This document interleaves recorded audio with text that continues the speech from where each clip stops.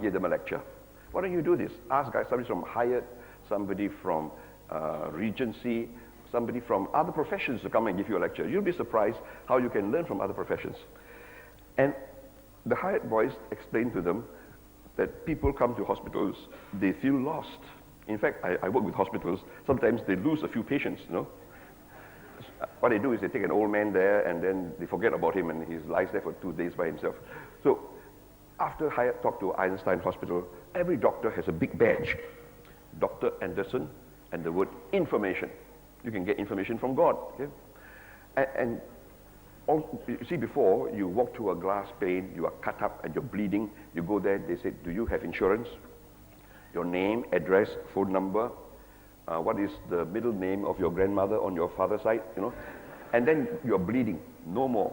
This time you come to the hospital, they immediately clean you up, bandage you, put you in the hospital bed, and when you're comfortable and relaxed and rested, they come by and say, by the way, what is your name?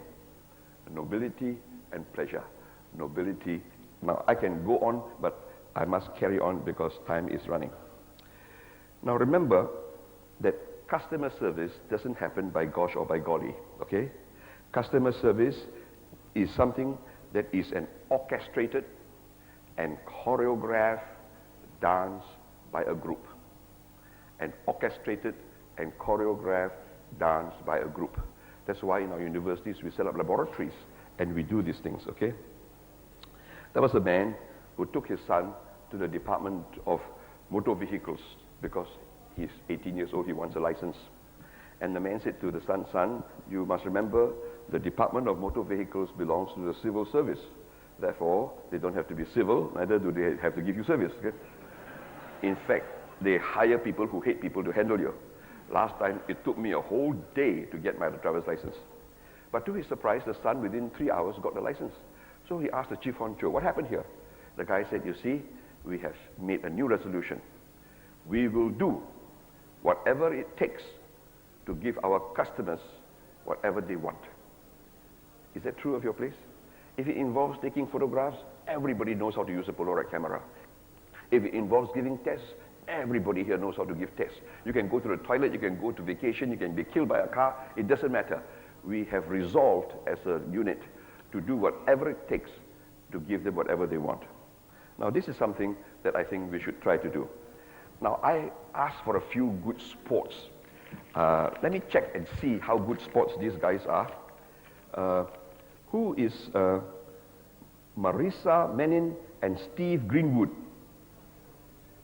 Are these people here? Oh, they're not here. Oh, please come here. Marissa and Steve. I want one of you to complain to the other guy, okay? So who would like to be the complainer and who would like to be the handler of the complaint? Okay, would you complain to him and would you handle her? Okay.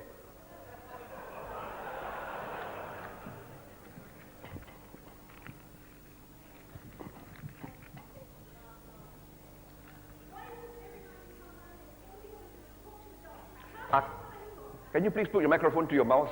Do it again.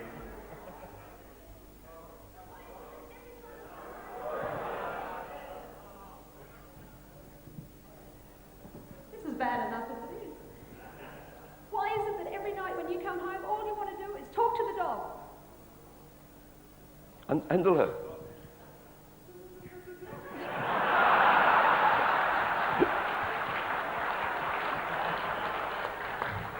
Okay, I think he pulled it off. Thank you very much. Thank you.